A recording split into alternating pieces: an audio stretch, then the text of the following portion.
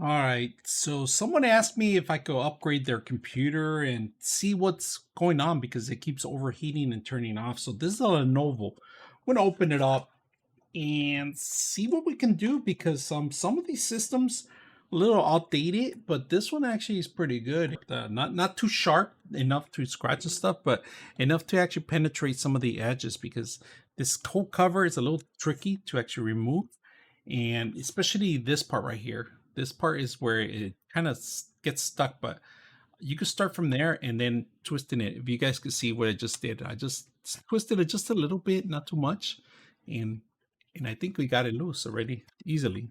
This is, still has a CD player, DVD player, or I don't know what it is. It doesn't say right now. You normally it would say DVD player, but let's turn it around so you do. But right now, what I can see is that the memory is probably solder in. I'm going to see if we can open. Let me see. Hopefully, I won't drop any of the screws. Let me see if oh, they're stuck in there. We got our alcohol ready, but first we're going to start dry and start with this first. So we're going to dry it up. The dry, look at how easy it comes off easily. And it's really hard to do something like this.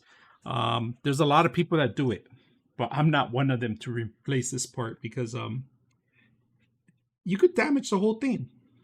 Then that's on them. But this thing came out really simple. We're going to put a little bit of alcohol here. That was the fan. There it goes. It's clean already. It was not bad, that dirty, but somebody cleaned it on the fan, and that's about it. That's what they done, but they never cleaned the actual thermal. People are afraid to actually. If it's that easy to remove it, it's really, it must be bad, So there we go. Perfect, clean. So we are gonna put a little bit of thermal, and then we're gonna put it back in there. But I like how simple it was. I mean, it wasn't that very difficult. And of course, we have the dust bunnies in here. This is where it blows the air out.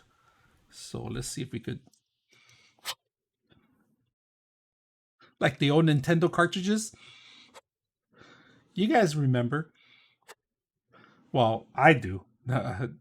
So we're just gonna add a little bit of dab in there of thermal, and then we're just gonna squeeze this one in between there, and that's pretty much it.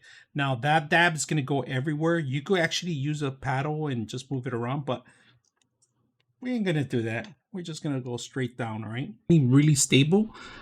Before, after 2 minutes, it was completely turning off. Right now,